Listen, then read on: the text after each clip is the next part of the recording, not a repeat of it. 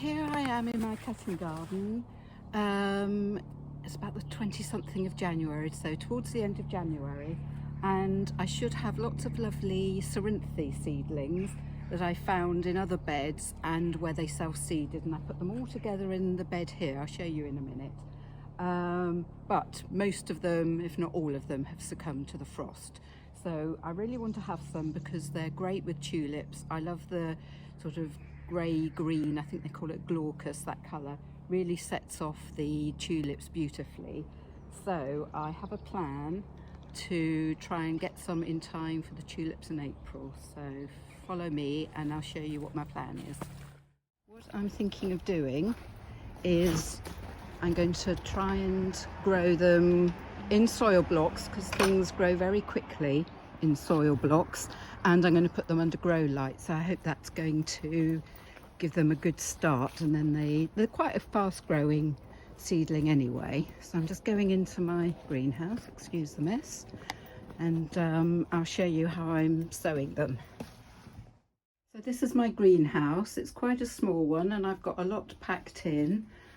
These are ranunculus, and I've got quite a lot of anemones as well that are all doing pretty well. I've had them under fleece most of the time.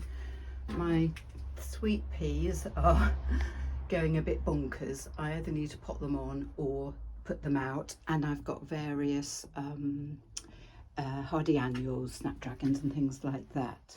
So I've got some Cerinthe seeds that I saved from my plants last year. They're lovely big seeds to collect.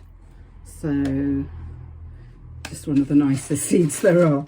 Like little chips of, I don't know, some sort of black mineral. So I'm just going to pick out, I'm not going to sow loads. I'm going to do 15 of the medium soil blocks. And so I just need to pick out these for now.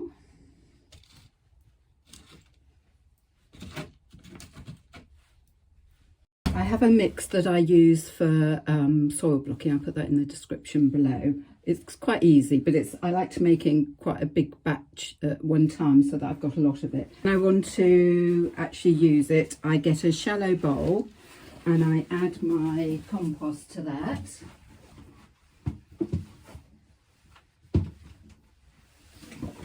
And it's always good to make up a little bit more than you need because it's just easier to make the blocks then. So I'm going to add a little water.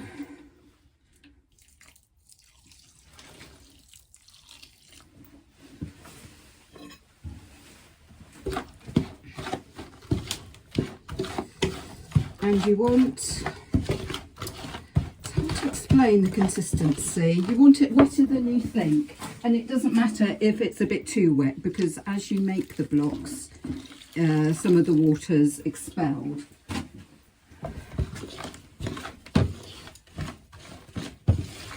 So it's kind of like making mud pies really, and you just enjoy that.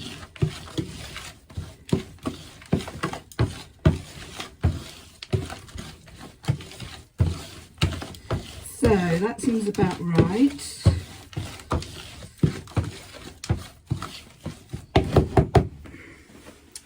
And I'm using, to put the soil blocks on, I find these really useful. They're actually used in art. They're called printing trays for, you know, when you've got a roller, if you're doing some lino printing or something like that. You put your paint in and you put your roller in. But they're really nice and sturdy and they hold the blocks really well. Let's see if I've got room here. Yep, can just fit that in. So I'm using this, which is the medium soil block. I think it's 1.5 inches. They're always in inches. I'll put that down as well. And I use the small one much more because you can fit so many in. But I want these to grow as quickly as possible and as well as possible. So I'm going to give them a good size block to begin with. And they have a little depression here.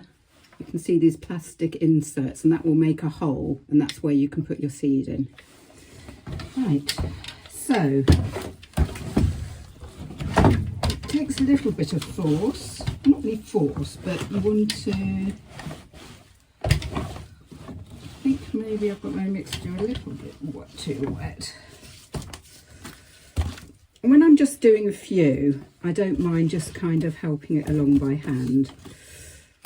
You know, when I've got a lot to do, I tend to put the bowl, the bucket on the floor, because then you've got more resistance and it's a bit quicker. But it's not as easy to see, so I'm going to do it like this.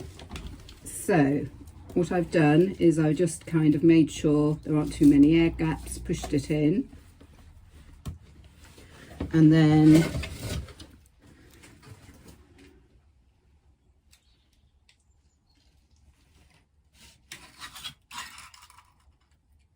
there, perfect. And this mix that I use, it's mostly just peat-free compost, but with some sharp sand and a bit of homemade compost mixed in as well. See, I normally do this on the floor, but doing it like this, it's making everything shake. And you don't have to do this, but I actually sieve the whole lot. It doesn't take too long, and you just get left, it takes the bigger bits out of the compost, and you're left with the most lovely friable compost. So it gives the best start.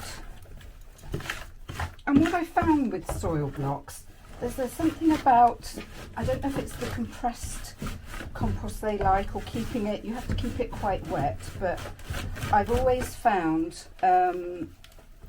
see, sometimes that happens. Sometimes you've got several perfect ones and you've just missed one in the middle. So rather than start again, I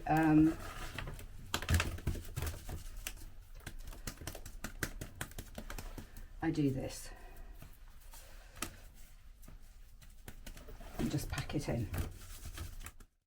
Right, and now I've remembered that it takes 20 seeds and not 15. I've already got the lovely holes, already the dimples in there, so it couldn't be easier to put your seeds in. I use these blocks for sweet peas as well, and sometimes I'll do 2 different sorts on one tray, so I just put a label on each side, but as these are all the same, and they're the only seeds I'm doing at the moment, there won't be any confusion. So it's very satisfying with large seeds like this, not like snapdragons where you're there with a cocktail stick and peering in or using glasses. Some seeds don't need covering. You can look that up. Cerinthe doesn't matter, I think they'll do with that, but I'm going to, what I like to use is vermiculite, and then a little light can get in. You wouldn't do this for things that completely require darkness, but there are not many of those.